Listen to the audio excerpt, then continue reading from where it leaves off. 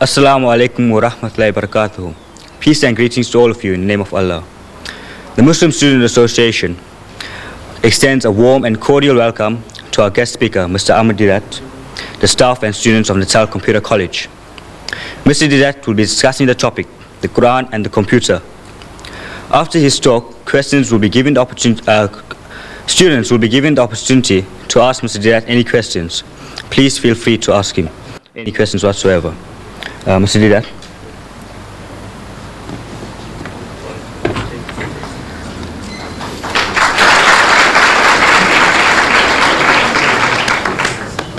Assalamu alaikum wa rahmatullahi wa barakatuh. It means peace and blessings of God to each and every one of you. I feel privileged to come to speak to your computer college, and the subject that I have chosen is the Quran and the computer. Naturally, you are inquisitive, wanting to know that this book of Islam, the Holy Quran, which was revealed 1,400 years ago, did it have anything to say about the computer? Mr. Deedat, you ask, how do you fit in the Quran with the computer? I said, you see, for a long time I myself didn't see it. I have been reading the Quran in a translation form like this one, the Arabic text with the translation. And I have been reading verses, and they gave me some faint idea, but I didn't have a very clear picture until about 1975. How did it come about that I can see this relationship between the Quran and the computer? In 1975, I get a phone call from Zambia telling me that air tickets are waiting for me at the South African Airways. I must go and pick them up to visit Zambia on a lecture tour. So I rushed down to the center in Aliwal Street and Smith Street corner, South African Airways, and I go to the man at the reception and I tell him that I have had a phone call from Lusaka, Zambia, telling me that an air ticket is waiting for me. I have come to pick it up. And I know what I was expecting. I was expecting a booklet, coupons. You know what air tickets look like? Those coupons. So I was expecting such a thing like that. So I asked him that, look, I have come for it. So he tells me, he said, see one of these ladies. About a dozen of them were seated in a semicircular form with those terminals, visual terminals. See one of these ladies there. How can you see one of those ladies? To me, only one person out of the lot might have my tickets. I know what tickets look like. So I'm asking him, which one? So the way the guy flays his hands, and he tells me, like any one of them. I said, look, I'm speaking so nicely to the man. Why should he be so impolite? Is it because he's a white man and I'm an Indian? But I had no alternative. The way he directed me, I had to go. The first lady I saw who was doing nothing, she was sitting at the terminal. I go up to her. I said, excuse me, madam, I have had a phone call from Lusaka, and they tell me that there is an air ticket waiting for me. I have come to pick it up. She asked me, what's your name? So I tell her, my name is Ahmed Deedat. She says, spell it. So I started spelling it. A-H-M-E-D, Ahmad, D-E-E-D-A-T, Deedat. While I am spelling, she is typing on the keyboard before her. She said, yes. In other words, that means she's got it. Yes, so what now? So I said, you see, I want to go from Durban to Johannesburg in the evening, on a Tuesday evening. What have you got for me? What arrangements? She said, well, there is one at 6 p.m. I said, right, that suits me fine. Can you book me on? He says, yes, yes. It's done. So I tell her, you see, on Wednesday now, the next day, I want to reach Lusaka at 3 o'clock in the afternoon. That's what my hosts in Zambia told me. I must arrive there 3 o'clock in the afternoon. I want to be there at 3 o'clock. Now, what arrangements can you make for that? So she typed again on the keyboard. And she's asking me, do you want to go through Maputo or through Gaborone? I said, look, it doesn't matter, as long as I'm in Lusaka at 3 p.m. So she types again, and she said, you see, you are booked on Zambian Airlines, and the other plane to transfer this ticket to another we have to contact Zambian Airlines. And there is a national holiday in Zambia today, so we can't contact Zambian Airlines. So please come tomorrow. And you can imagine my disappointment walking from near the mosque here, Madrasa Arcade, to Smith Street, and expecting the ticket in my hands, that it was almost within my reach, but not within my grasp. Disappointed. Come tomorrow. So I'm asking the lady, I says, madam, where did you get all this information from? So she tells me this is from the head computer in Johannesburg. I said, you know, when you were trying to book me in at the 6 o'clock flight, suppose there was only one seat left, and there were more than one of these terminals might have been trying to get the ticket. What happens then? He said, no, the first one within the second, he gets ahead, he gets a ticket, and the rest is blank. How does this happen? He said, you see, every computer in the country which is connected with the head computer has access to that knowledge. The head computer in Johannesburg. Everyone with this terminal has access to that. I said, I see. And I came out, walking back to my offices in Madrasa Arcade. While I'm walking back, the thought occurs to me that this is how this Quran was revealed. This Quran. And verse from the Quran, from the 85th chapter, the last verses 21 and 23, the last verses, tells me, بَلْ هُوَ قُرْآنٌ مَجِيدٌ فِي لَوْحٍ مَحْفُوظٍ, that nay, this is inscribed in the glorious Quran from a tablet preserved. From a preserved tablet. Now, if you have a volume like this, and if you want to know what the Quran says about the Quran, you open, just like in a dictionary, in Q, and just like in the index, Q, and it will tell you everything the Quran says about the Quran. I give examples.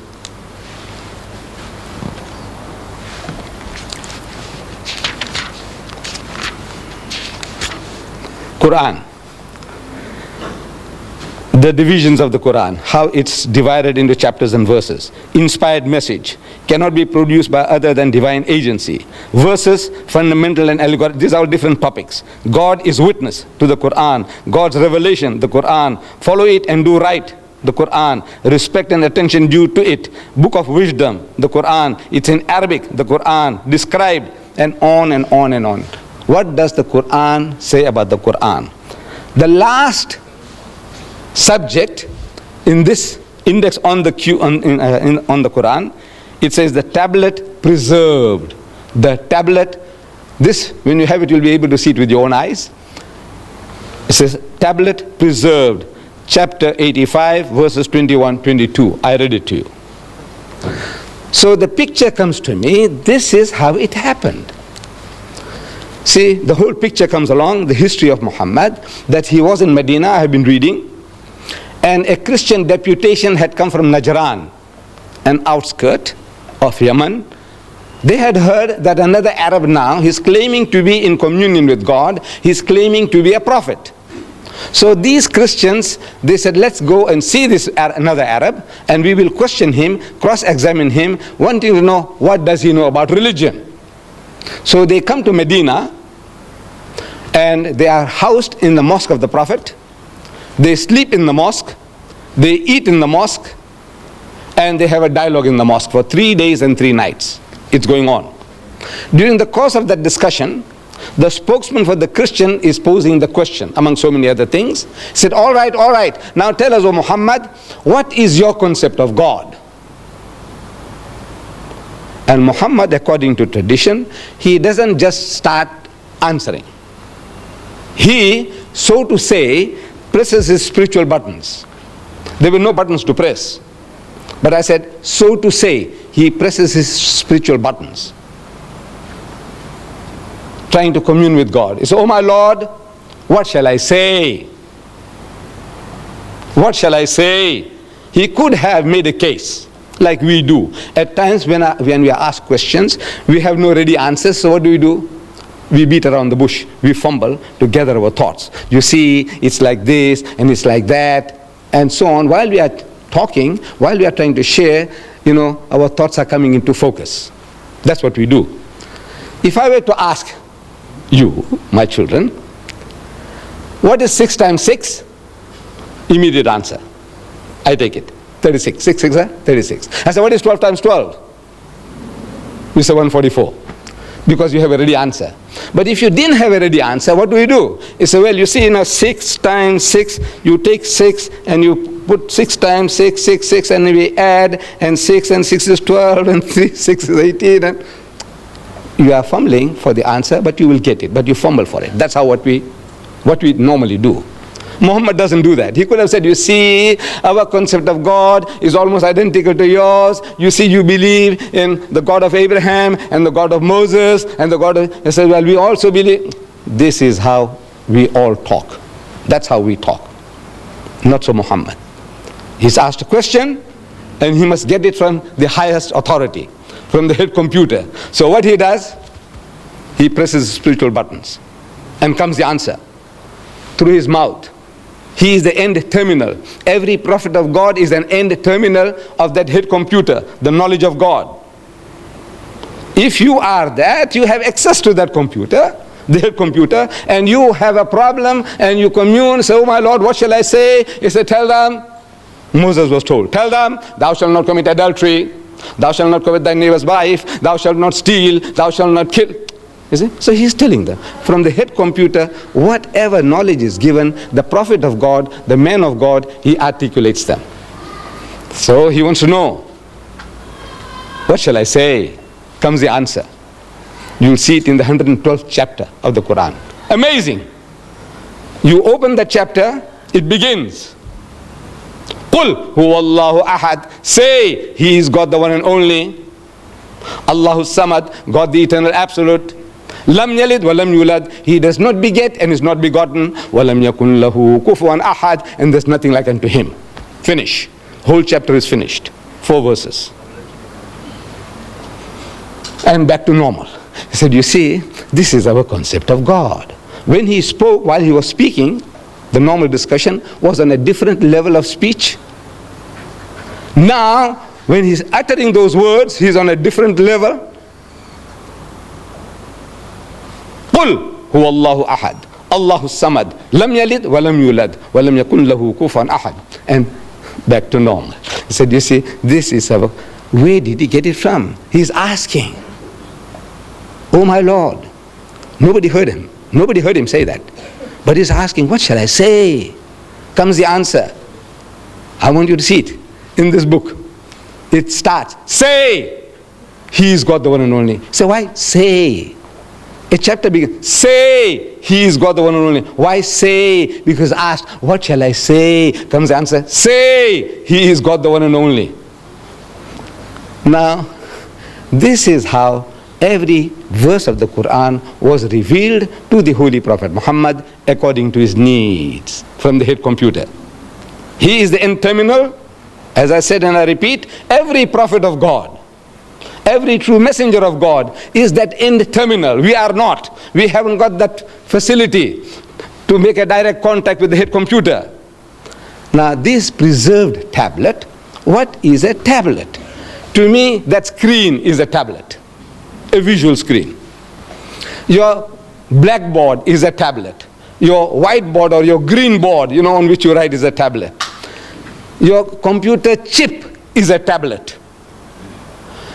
The tablet of stone on which Moses wrote the 10 Commandments is a tablet. Now this tablet that God is talking about is not made of metal or stone or the silicone chip. It is a spiritual tablet, a spiritual knowledge.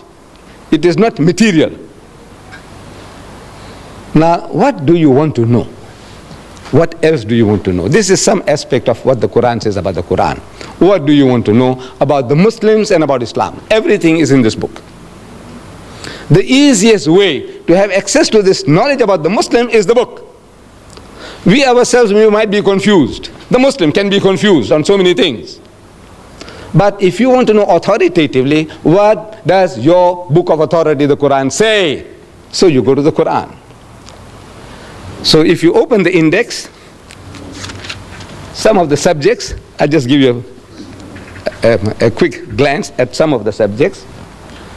This book, claiming to be from God, naturally it must tell us everything about God that we can know. So, under G, look for God. There are more than 140 different references that you have access to from here, from this book, from this index. God. He is your protector. Chapter 2, verses 257 and onwards. He is the creator of all. He is most bountiful. He is merciful. He is most kind.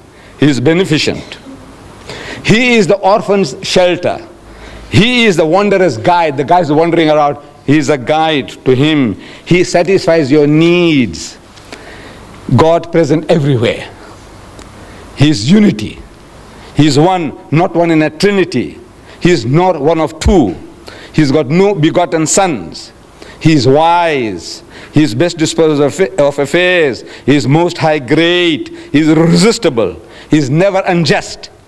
He is exalted in power. He is free of all wants. He is worthy of all praise. And on and on and on. You want to know what does it say about man? Under M, look for man. Man means mankind, men and women. Man. Let's see what it says about man. Man.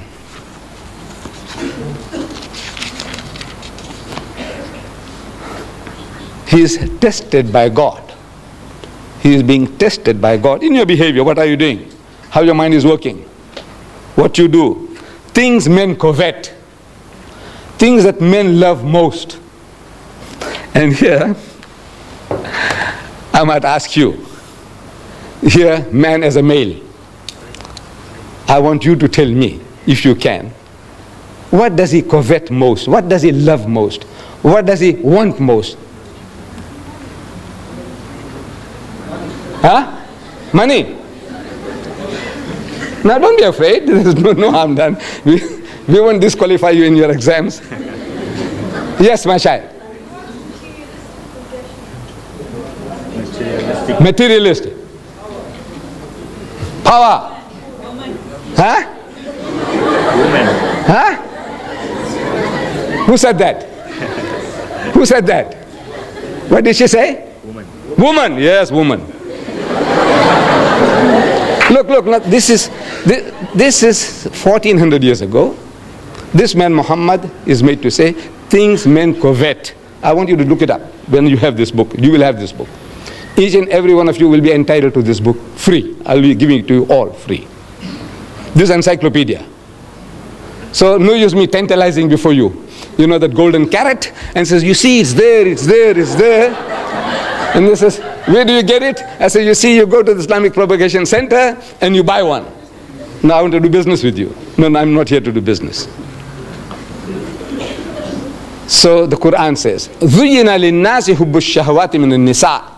So fair in the sight of men is the love of things they covet.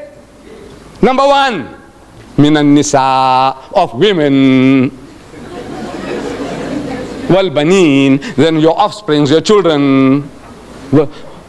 وَالْقَنَاطِيرِ الْمُقَنْطَرَةِ مِنَ الذَّهَبِ وَالْفِضَّةِ, and hoarded heaps of gold and silver, and wealthy land, and horses branded for excellence. These are the good things of this world's life, says the Quran. But the nearness to God is the best of goals to strive for. Number one, The greatest distraction for man is woman.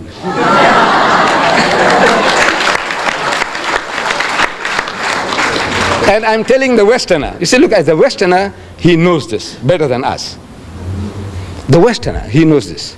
See, he exploits this weakness of man to the limit. Lucien Motors in Smith Street, Durban, they advertise second-hand trucks. But on the trucks that they advertise, there's a woman in the bikini on top of the truck. G. Knots, they were in Field Street before, they've gone to North Dean now. G. Knots, they sell farm implements, but on the tractors that they advertise, there's a woman in the bikini on top of the tractor. I'm asking, what has a woman in the bikini got to do with a second-hand truck or with a tractor? Now you tell me. Except the man. You know, he will be enticed to read. He'll be enticed to read because of that woman in the bikini. He wants to know, now what about her? So he reads about the tractor, he reads about second-hand trucks because of the woman in the bikini. Then BMW has beaten the lot. It's a motor car, from my understanding, a little better than the Mercedes-Benz. I have had my Volkswagen Beetle 4 times over. You know, I had the first one, 120,000 miles I did, and then next one and next one. Now they don't produce them anymore, those Beetles, you know. Now I had to buy a Golf. First Golf finished, then I had to buy a second Golf, and I got my second or third one now. I'm still not in the market for a BMW. I don't know about you, Mr. Maharaj, Natal Computer College. So, but I see the advert in our daily news, our local paper. BMW motor car, advertised. A picture of the BMW motor car. In front of the motor car, there's a woman in the skimpiest of bikini, what you call the tanga, you know, the G-string.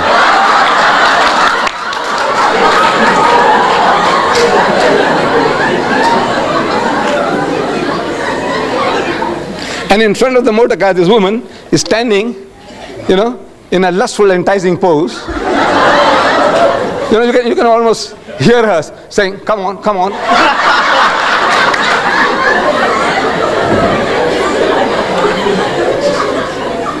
And it is written at the bottom, test drive her now. Who? The woman of the car. Who? Now you see what? I said I'm not in the market for it, but I had to read it. I had to read it. You blame me? I'm 73, but sorry, I've taken you off. Things men covet. You'll see it there. He's ungrateful. The ungrateful rich man. He is ever ungrateful. Leave out one to another. You know, we do some little favors for one another, and we expect some kind of gratitude. Fidelity, faithfulness. One of our South African poets, he describes it very beautifully, the ingratitude of man. He says, fidelity, faithfulness, is said to be a human attribute, which makes a modern gentleman distinguished from the brute. But that supreme fidelity, inborn in every hound, in every dog, which is the mark of man's best friend, in man is rarely found. This faithfulness, gratitude, the dog shows it. But mankind in general, the most ungrateful of people, one to another and to our Maker. If you are not grateful to our Creator, what is man to man? What? I give you this book, and I expect you to be, every time you say, Mr. Deedat, thank you very much, for that book. I expect that from you? No, I don't expect it. I shouldn't expect, because if I expect that, I'll be disappointed in mankind. I won't do anybody any good at any time. Say, look, these are all ungrateful riches. Let them go to hell. I said, no, that's not my job to send people to hell. I said, no, I must do my best. I don't expect any reward from anybody at any time. He's ungrateful. He's given to hasty deeds. Everything he does in a hurry, and then he regrets afterwards. And on and on and on. What do you want to know? You want to know about Jesus, open J. Everything about Jesus. You want to know about Moses, everything about Moses. You want to know about marriage in Islam, under M. You want to know about divorce in Islam, under D. What do you want to know? Everything on your fingertips. Now this book is yours. There's no bluff. You see, the only thing you have to do is collect these cards. These cards will be given out to you at the end of the talk. Each and every one is entitled to have a card. Only one, please. This card, you take it to 124 Queen Street, opposite the mosque in Queen Street. There's our Islamic television there in the window. Next door there's our shop there, also Islamic Vision, 124, 126, the address is given here. You go and present this, that's all. You give this card and they give you a book, this encyclopedia of 2,000 pages. How much? How much? Free. The only thing you have to do is take this little amount of trouble to go and give the card to get your book. Give your card, get your book. Now, what you do, suppose you take this card and before you go out, somebody tells you, man, you will get caught with this book. This book is going to capture your mind. It's going to enslave your mind. And if you get terrified, what you do? Tear it and throw it away. There's one book gone. Just tear it and throw it away. But you owe it to yourself. You owe it to yourself. There are in the world today 1,000 million Muslims. Just from the point of view of knowing how their minds are working, just from that point alone, you want to know what does his book say about what and what and what. The guy, the Muslim fellow who comes, you make an appointment, and the guy turns up late. Now, we are I don't know, most especially we black people, Indians, Africans, Coloreds, we are all, Muslim or non-Muslim, we are all not punctual. Generally, we are a very unpunctual people. We don't value time. But now if the Muslim fellow lets you down, you see you have something to beat him with. And he can't fight back. You ask him, he says, you Muslim? He says, yes, I'm Muslim. He's very proud to say he's a Muslim, yes. And you're late? He said, well, I said, wait. You are going through a special training of punctuality. Once a year for 30 days, you are so punctual to the second, to the minute. In your fasting month, you fast? He said, yes. You fast? He said, yes. When you break your fast, when do you break your fast? Certain fixed time, right? He said, right. And you wait with the watch on your hands. Or in the mosque you wait for the muazzin to give the azans. Allah, immediately you break your fast. Right? Or in the old days, I used to live here as a young boy in Prince Edward Street, and we wait. You see, when the azan, the time for the breaking of the fast or the time for the evening prayer comes, they switch on the light of the minaret. And the children are waiting in all the street corners. They watch for the light. And they start shouting all over. We used to hear those days. It says, Batti silgi, roja chodo. It says, the light is on, break the fast. Light is on, break the fast. And everybody start. Straight away. No wasting of a second. Right? For 30 days you did it. To the second. And you can't meet an appointment. You are the fittest guys in the world for appointments, for punctuality. That's what you are trained for. And you give it to him. You find a guy eating pork chops. Say, hey, you Muslim? Say, yeah. He says, I thought your book says you can't eat the pig. He said, no, this is ham. I said, look now, what do you talk about? That's a pig, man, piece of pig. Call it ham, call it bacon, call it Vienna sausages. It's pig. Tell him so. So, can you see now, if you just know, it puts you on a better wicket. And I want to put each and every one of you on a better wicket to put the guy right. My Muslim brothers and my children. Put them right. And you will get pleasure in it. Because, by God, because you are not creating offense. You say, look, this is your teaching, Mr. Deedat. This is your teaching. So, this is what I'm offering to you. This book it's a book of ornamental for you from the knowledge point of view, the psychology of man, about religion in general. You want to know about karma. Have you heard the word karma? Yes. There's a Hindu term, karma, the law of cause and effect. The law of cause and effect. That every action has a reaction. Beautiful. We believe in that. Everything you do, it has its repercussions. Karma. You want to know about karma? Open K in this book and you say about karma. You want to know about lingam? I don't know whether you know. Look under L, you'll find lingam there. In this book, believe me, in this Quran, what do you want to know? So you owe it to yourself that you take this little trouble of carrying this card and going along and redeeming it for this book. absolutely free of charge. Now, my dear children, Mr. Chairman and the lady here, I leave myself open to questions, any questions. You can ask any questions. Even criticism will be welcome. I assure you, my children. This old man can take it. I am yours. Yeah.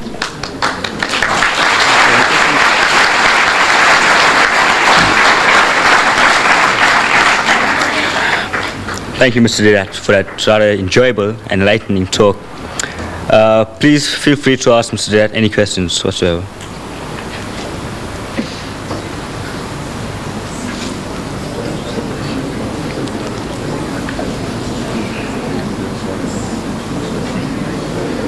Yes, my child. Why are Jews and Muslims enemies? If you come a little closer, please don't be shy. Please don't be shy, so that the camera can also catch your question. If you don't mind. No harm done. Okay, why are Jews and Muslims enemies? Are the Muslims and the Jews, are they not enemies? Why are they enemies? Yes, thank you for your question, ma'am. Now, we as Muslims and Jews, or Muslims and Christians, or Muslims and Hindus, we are not enemies to one another. But we are at war. The Jews and the Muslims are at war. What are they fighting about? They are fighting for a piece of land called Palestine. My brothers, the Arabs, they say Palestine belongs to them. My cousins, the Jews, they say Palestine belongs to them. It's a battle for the land.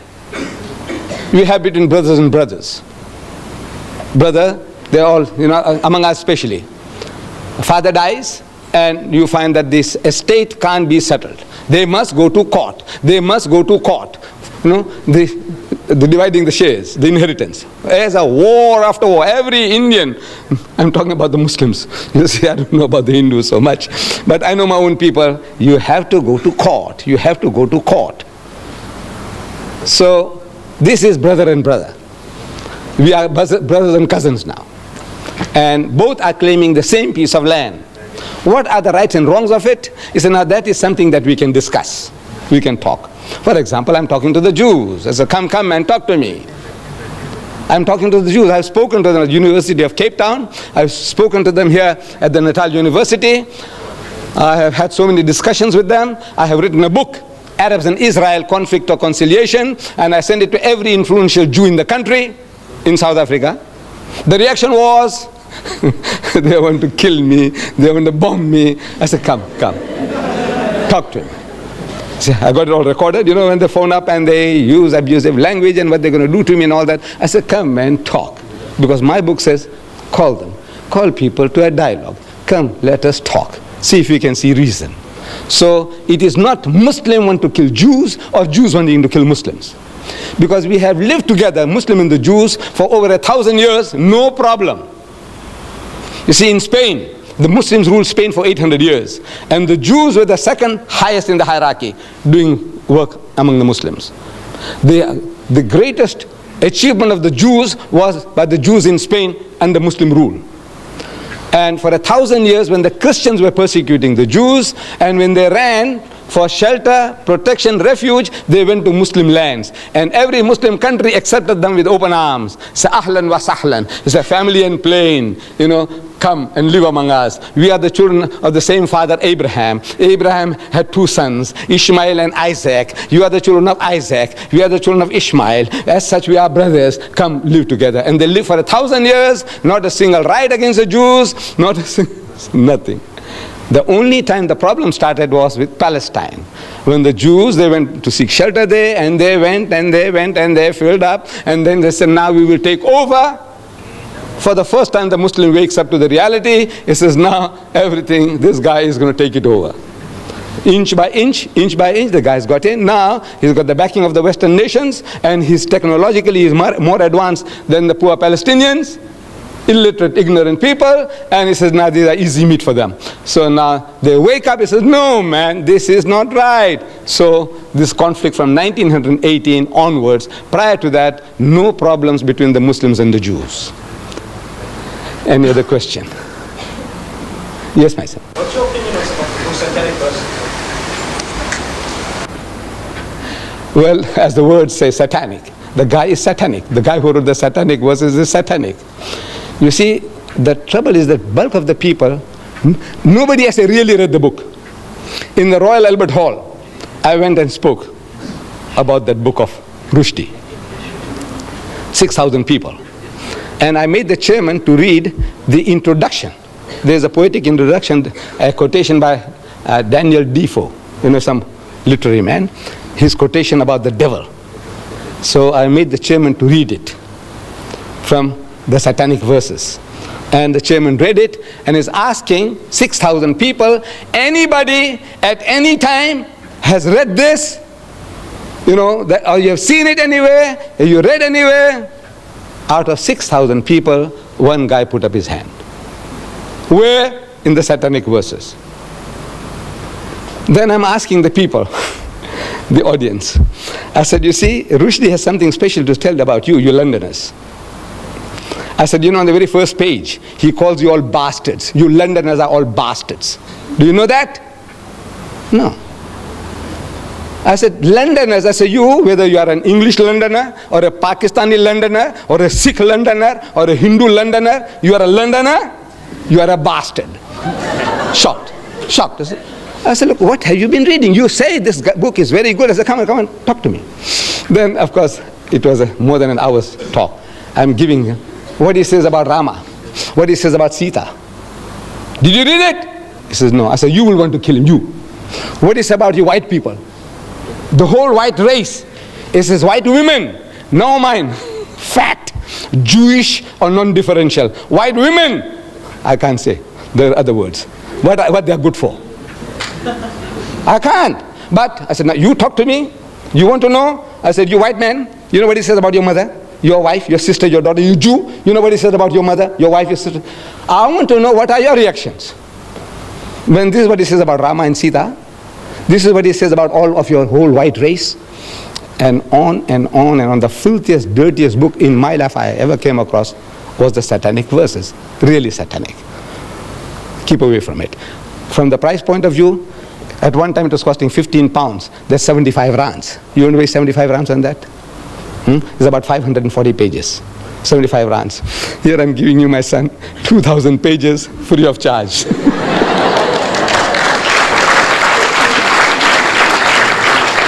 Yes. Deedat, just a while ago, you told me that Allah is very merciful and merciful.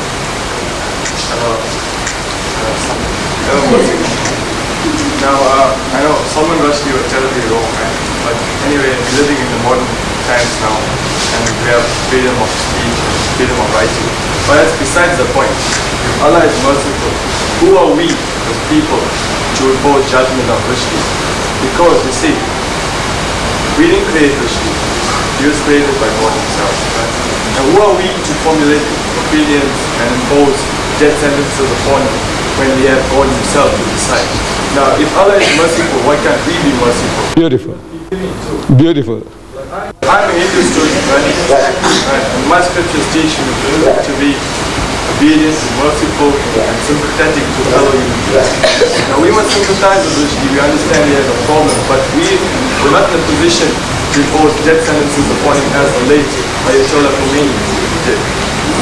Now, I appeal to the Muslim people and Muslims in general to forgive Rushdie and give him a break and allow him to apologize and take back his faith.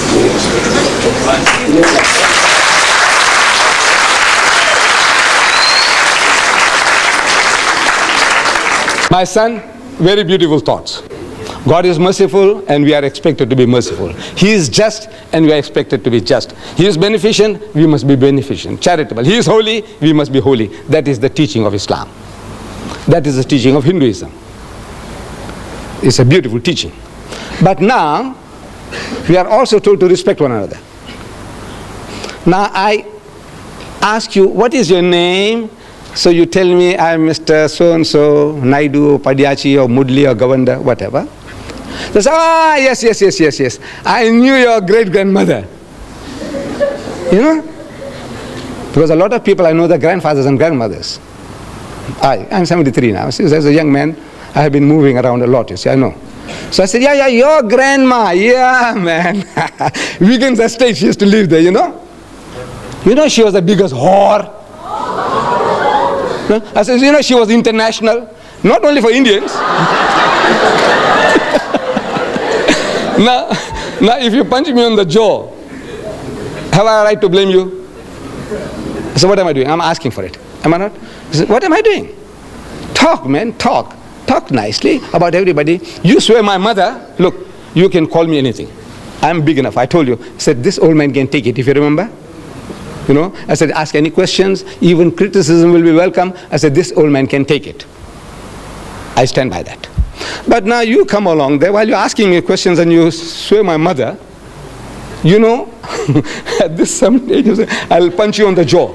By God. No, I'm not. I'm talking frankly. My mind is still 16. In my mind, I'm still 16-year-old. I know my body belies that.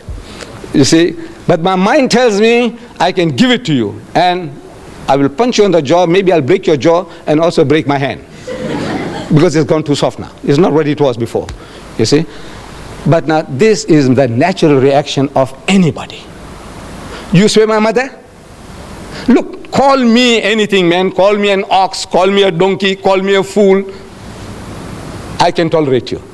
But leave my mother out of the picture. You understand? Don't talk about my mother. Don't talk about my wife. Don't talk about my daughter. Now there, I'm going to go berserk. You blame me for that? You see, the Western law, beautiful. It protects the living. If I call your mother a whore, your mother has a right to take me to court. Did you know that? She has a right to take me to court for besmirching her fair name. I call her a whore. I must go and prove it. In the house of Islam, as a Muslim, in a Muslim country, if I call your mother a whore, I must produce 4 witnesses to prove it. That I saw her actually committing adultery. Not one, no, I saw another 3 witnesses. We all are eyewitnesses. And all the witnesses, you know, if they have to come to testify against your mom, they'll have to be consistent in their evidence and the cross-examination. If one of them fails, all the 4 will get 80 lashes each. You besmirch the fair name of a lady? Now, that is Islamic law, Western law, law of defamation. You say something about a living person, that person has a right to take you to court. That you know. But you see, Western law doesn't protect the dead. Your mother is dead, and I call her a whore. And I'm a big bully. I have a big gang behind me. I say, go on, do what you like. What can you do? What can you do? Nothing. You're helpless. Because the law doesn't protect. They say, look, then now we must bring your mother out of the grave to come and say, look, I was not a whore, which we can't do. So the stigma sticks. So that guy, I have no right to forgive. If somebody saw your mother, or I saw your mother, these people have no right to forgive me. Your mother has a right. If she's living, she has a right to forgive me. You forgive me, your brothers and sisters forgive me, your father forgives me, your mother but if your mother is dead, if she's dead, I get away with it. So this is the law, why the man says, now you say something about my mother which is blasphemous, and the law of blasphemy in the house of Islam is death. Yes, anybody else? Yes, my son. Just one second. Let's give that young man a chance first. We'll come back to you. Yes, my son. What, you believe in Satan? Yes, that there is a power, satanic powers. I do believe. Yeah. How come with these Satanists, how come they only oppose the Christian religion and not the Islamic? Maybe they have nothing to chew on.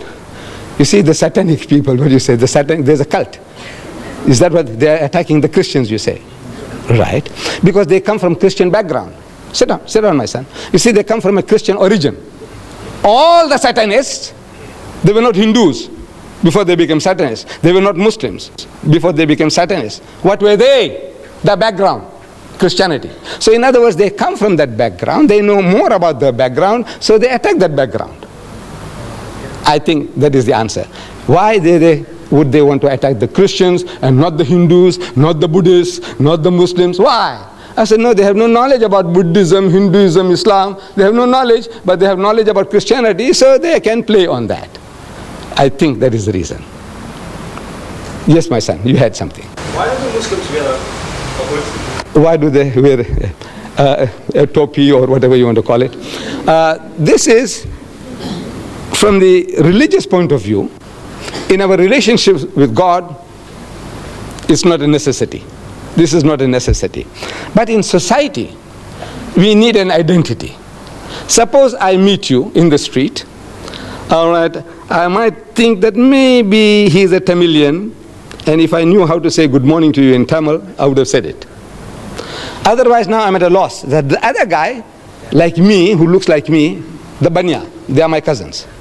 You see, we are the same race. Banyas and me, I am a Gujarati Muslim. The Banyas are Gujarati Hindus. In our complexions, we are the same. The Banya Hindu and the Banya Muslim is the same. We also have the same surnames, if you know. Muslim Patel, Banya Patel. Muslim Desai, Banya Desai. Muslim Bhula, Banya Bhula. I'm sure you have come across. Right. So what is all this? No, actually we are one people. Now when I see the man in Grey Street, I'm telling you, frankly, I pass the people in Grey Street and a lot of people, they smile at me. Now I don't know whether the guy is a Banya Hindu or a Banya Muslim. I don't know. So I also smile.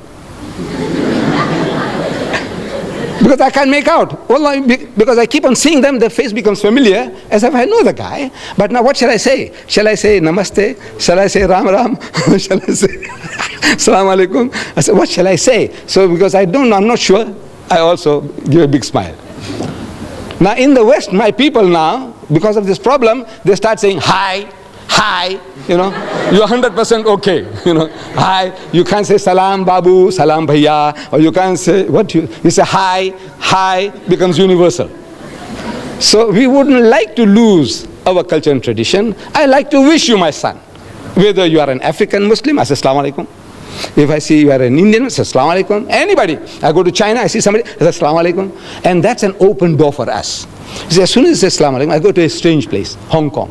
I've been there, Hong Kong, Singapore. And you see anybody say assalamu alaikum, I says, you know, I come from South Africa. I want to know, where is the mosque? He says, come, I will take you. Otherwise, I'm asking, excuse me, where's the mosque? So what's that?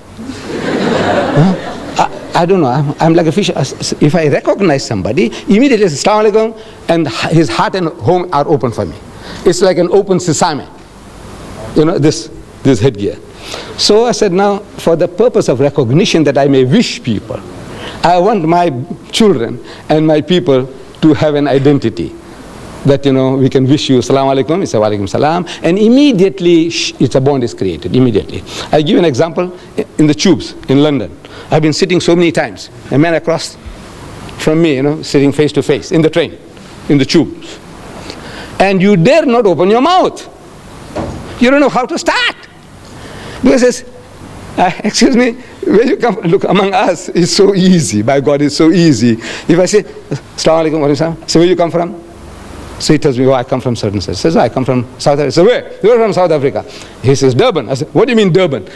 I come from Durban and I haven't seen you. I said, no, I live here in Springfield like this, like that. Immediate bond. Where you come from? I said, Pakistan. I said, you know, I was also in Pakistan for 3 years. You know, I was in, bond, immediate bond. But now, the other guy, because they're not used to that, as soon as I ask, they say, where you come from? He said, why, that's your business. Is that your business? The other guy, I can ask him immediately, our culture. He said, are you married? This young fellow here. He says, no. I said, why, what's wrong with you? Huh? Come on, I'll show you, you know, there's Mr. Deedat's daughter. Come see. No, this is our culture. Are you married? Yes. And the children? Look, this is to us like we are all open book to everybody.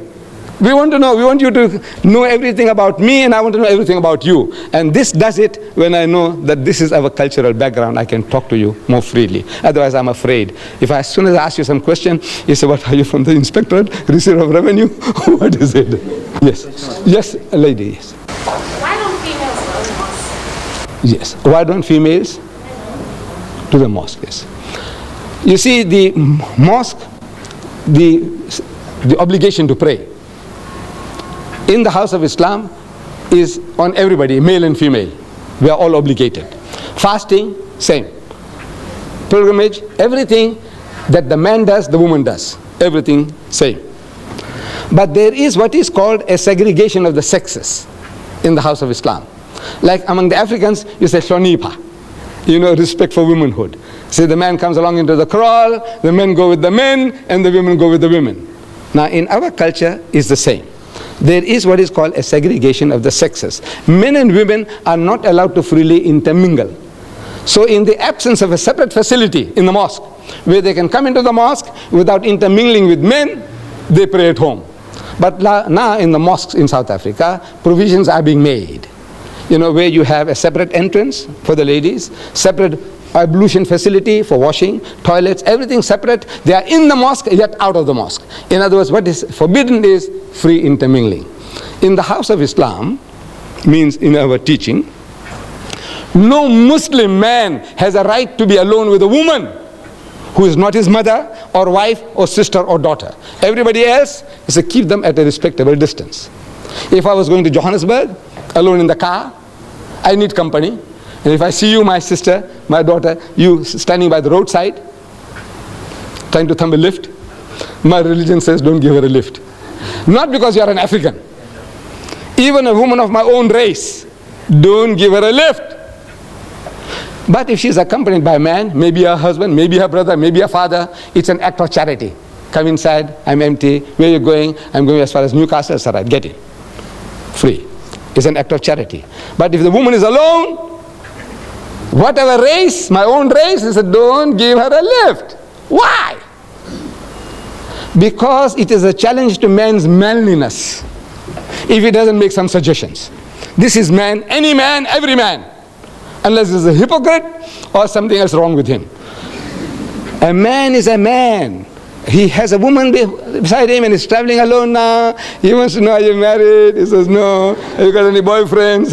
No. He wants, yeah, you married? How long? 15 years. Any children? He says, no. He says, isn't Mr. Naidu working hard enough? Big joke. This is man, any man. See, every man is like that. So therefore, it says, now look, before that thing happens, this old man, I'm talking about this old man himself. Look, before that happens, you see now, you are nice and jovial, you're smiling, I say some small joke and you laugh like hell, in the car. To me, this woman is game. She is fair meat. This is man, any man, every man. So, Islam says, keep him at arm's length. I must keep you respectfully at a distance, and you keep me at a respectable distance. This is the reason there is no free intermingling of the sexes. Yes. Yes, my son. Deedat, sir, with all due respect to your religion, may I know what is the purpose of circumcision? Because now, if I were to join your Muslim sect as such, that hurts. Right. Agreed. The young man wants to know about circumcision. I know that is the biggest barrier, in we getting converts. The man says, man, I agree with you, everything is fine, I said, look, man, you mustn't eat the pig. He said, but what's wrong, man? Pork? I said, well, I'll reason with you. He said, well, I can see your point. I said, look, you mustn't drink. He said, but uncle, a little nip or a tot, man. I said, look, my son, these are the dangers. He said, well, I can see your point. I said, no, don't be promiscuous. Don't go along and dance with other people's wives and daughters. And I said, but what's wrong, uncle? I said, look, I will reason with you. And he says, uncle, I see your point of view. But now you agree with everything. And I said, now circumcision. That's hard.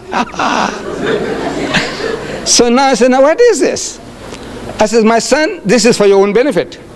Look, now I'm talking objectively. Yesterday, day before yesterday, was in our local paper. Cancer, the cervix in women, which is a killer among women. Cancer of the womb is a killer among women. 85% of all women who suffer from cancer of the womb are wives of uncircumcised husbands. Problem. I went to the R.K. Khan hospital some years ago. I had a problem. And I'm sleeping there on the bed. So this is our culture. See, say you, what you here for? What you here for means what's your problem? What's your name, Mr. Reddy? So he tells me, I say, uncle, it's, It's like this, like that. And what? He says, problem with the foreskin, circumcision. Next to me is a young boy, schoolboy. I said, what's wrong with you? He said, no, nothing wrong with me. I said, no, I want to know what brings you here. Why are you here? So he says, you see, uncle, difficult. So he's telling me, actually he's got constriction, he must be circumcised. He's also Reddy. Look, no insults upon the Reddys. There are Reddys here, so many. It's just coincidental that the guy next to the wall was a Reddy, grown-up man. This guy was a Reddy. Across the aisle, Hindustani gentleman, about 50 years and more. So I go up to him. I said, Bhaiya, what brings you here? Why are you here? So again, he's in turmoil. He's in torture. He's trying to tell me. He's got a problem. He must be circumcised. Otherwise, the skin has come in the way. I said, I'm telling the nurses. Look, you see, as you see me, I enjoy talking. So I say, your husband, is he circumcised? He said, no. Your husband, is he circumcised? He says, no. I say, hey, you got a problem. I said, tell them all to be circumcised. Not for religious reasons. I said, as much as we are vaccinated, for what? Our government tells us, according to the health regulations, that if you're vaccinated, there's less likelihood of you getting smallpox and this and that. Diphtheria, anti-diphtheria, this thing, and all that, they're doing it to you for what? To save you. They give us vaccination, inoculation against smallpox, typhoid and all that before you go overseas. What for? They hate you? No. But for your benefit. So now this circumcision, I said, if I came into power in this country, I will pass a law, circumcise every male child in the country, Indian, African, colored, white. Nothing to do with religion. I say for health reasons. I say 85% of my children, my daughters, who are married to uncircumcised husbands, they are suffering from cancer of the womb, a killer disease among women. I say just to save that, there are so many other philosophical aspects. You come and see me and I will give you further details which I can't share with you here. But I said now, just that alone, 85% of the women who suffer from cancer of the womb are wives of uncircumcised husband. I say circumcise everybody. It's that operation. You know how easy it is. You see, previously under primitive condition, the septic, this thing lasted for a long time and you suffered. Man, I had a young man circumcised on a Sunday morning, and Monday morning on a bicycle he went to work. It is as difficult as that. Sunday he gets operated on, and Monday morning he's riding a bicycle, he's making deliveries. Yes, my children. Anything else? Yes, my son.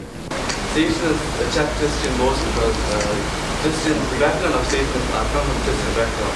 But wouldn't you state, looking at the Bible, that the reason why Christians are attacked is because of the conflict between God and Satan and the ultimate prophecy of the ultimate defeat of Satan by God, which is shown in the Bible?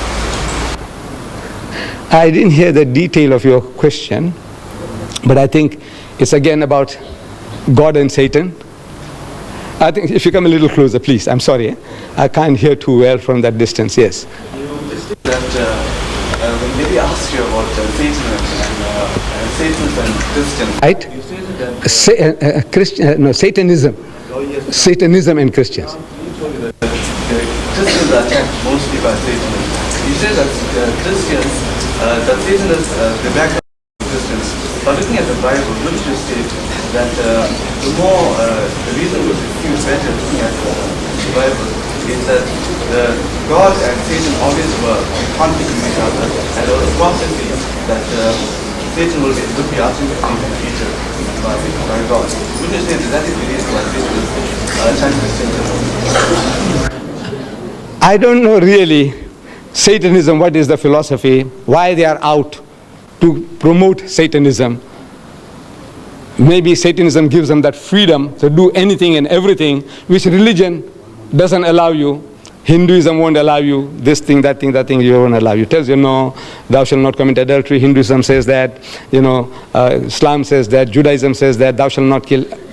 We have certain common denominators. But now, as soon as the person starts straight-jacketing you, as a Hindu, as a Muslim, you want to be free to do what you like. You want to behave like an animal. You want to behave like a pig. People want to behave like pigs. So now the best thing is to disown. is to disown religion altogether.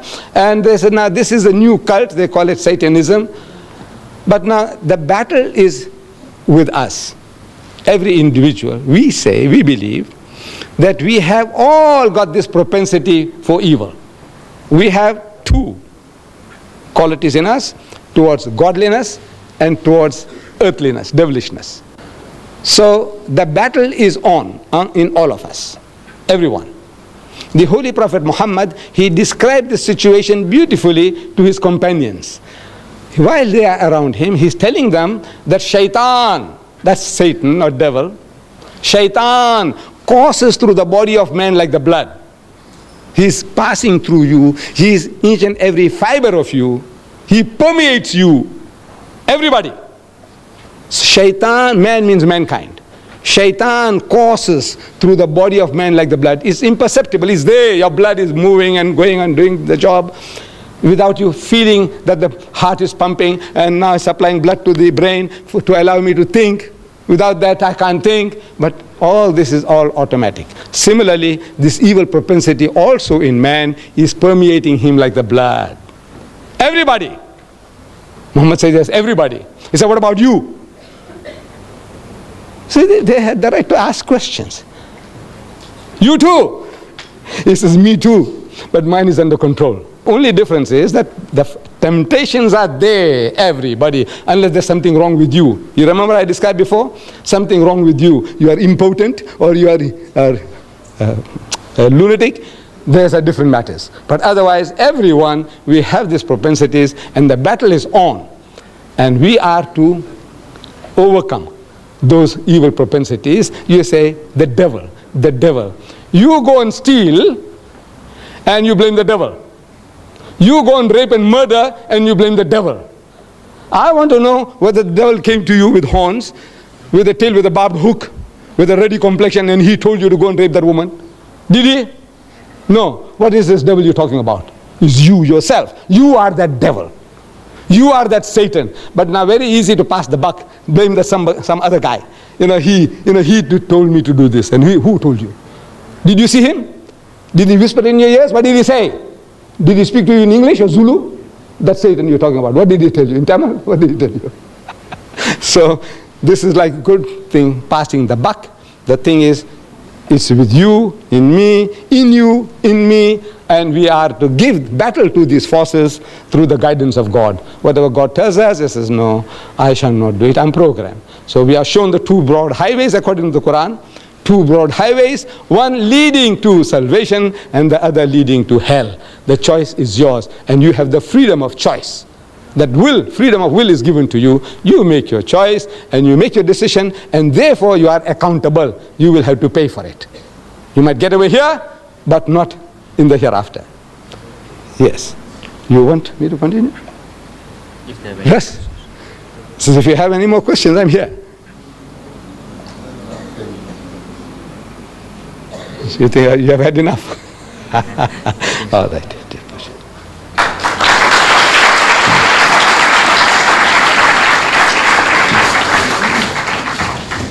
Thank you for your questions. That brings us to the end of our presentation. And once again, to our guest speaker, Mr. Ahmed Deedat, thank you very much.